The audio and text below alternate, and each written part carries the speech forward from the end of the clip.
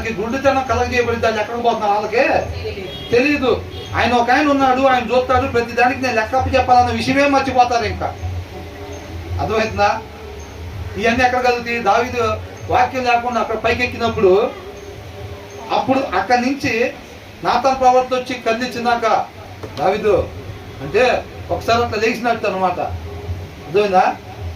అప్పుడు దాకా నిద్రలో వెళ్ళిపోతున్నట్టే. ఆయన ఒక ఆయన ఉన్నాడు, చూస్తున్నాడు, లెక్క అడుగుతాడు, నేను ఎలా ఉండాలి ఎలా ఉండకూడదు చూసుకొని ఉండాల్సిన రీతికి మాత్రమే నేను ఉండాలి. ఇవన్నీ ఉన్నాయా? ఏం లేదు. అనిపించినట్టుగా వెళ్ళిపోతున్నాడు, అంటే నిద్రలో వెళ్ళిపోతున్నట్టుగా, నిద్రలో అనుకున్నట్టుగా వెళ్ళిపోతున్నాడు. నాతో వచ్చి ఏం చేశాడు? ఇట్లా తట్టి లేపాడు దావీదు అనగానే అప్పుడు కాన్షియస్. డాక్టర్ గారు ఆపరేషన్ చేసిన తర్వాత ఏం చేస్తారు? మత్తోదు. తర్వాత నిదానంగా బాబు బాబు లే, ఇంక నిద్రపోయిందాలే అంటారు. అవునా? అట్లాగనమాట. కొంతమంది ఏం చేస్తారంటే సృష్టికర్త ఒక ఆయన ఉన్నాడన్న విషయమే మర్చిపోయి నేనే ఇదంతా సృష్టించింది అన్నట్టు బిహేవ్ చేస్తూ ఉంటారు. నేనే ఇదంతా సృష్టించింది, ఇంకేమైనా సృష్టిస్తే పోయిద్దా అన్నట్టుగా అనుకుంటారు. అర్థమవుతుందండి? అట్లాగేం ఉండదు. ప్రతి క్షణం మనం జ్ఞాపకం పెట్టుకోవాల్సిన విషయం ఏంటంటే మన సృష్టికర్త ఒక ఆయన ఉన్నాడు, ప్రతి ఒక్కరిని కూడా చూస్తూ ఉంటాడు.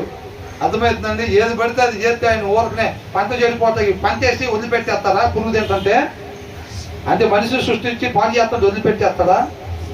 ఏమి వదిలిపెట్టడు. ఎవరెవరైతే ఇట్లా చేస్తున్నారో అది మొత్తాన్ని ఏం చేస్తున్నాడు? రేపు కుప్పేసి ఏం చేస్తాడంట?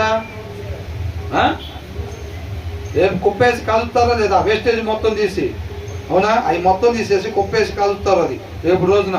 అది కాబట్టి ఇక్కడ ఏమంటున్నారు? The righteous one takes note of the house of the wicked and brings the wicked to ruin అని అంటాడు. నశించిపోయేటట్టుగా రేపు వాళ్ళకి ఏం ఎదురైద్దంట? నాశనమే ఎదురైద్ది. ఎవరికి? భక్తిహీనులకి నాశనమే ఎదురైద్ది అనమాట. అర్థమవుతుందండి? నీతిమంతుడు అని అంటే జనరల్గా నీతిమంతుడు అంటే బ్రదర్ విశ్వాసి కదా.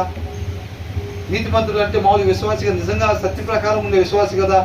అని అంటే బరబ్బాను వదిలిపెట్టేటప్పుడు, యేసుక్రీస్తుని వదిలిపెట్టేటప్పుడు ఈ పదం వాడారు. ఏమని? నీతిమంతుడిని మీరు బంధించి దోషిని విడిచిపెట్టమని మీరు కోరుకున్నారు అని చెప్తారన్నమాట. అర్థమవుతుందండి? నీతిమంతుడు అని అంటే దేవుడు అనమాట. ఆయన పోలి నడుచుకునే వాళ్ళందరూ కూడా నీతిమంతులుగా ఉంటారు. కాబట్టి ఆయన ప్రతి నరుణ్ణి దృష్టించి చూస్తూ ఉంటాడు. కాబట్టి మనం దానికి సక్రమంగా ఉండాల్సిన రీతికి మాత్రమే మనం ఉండాలి. ఆ శ్రద్ధ కలిగి, ఆ ఆశ కలిగి ఆయన ఆశ్రయించే వారంగా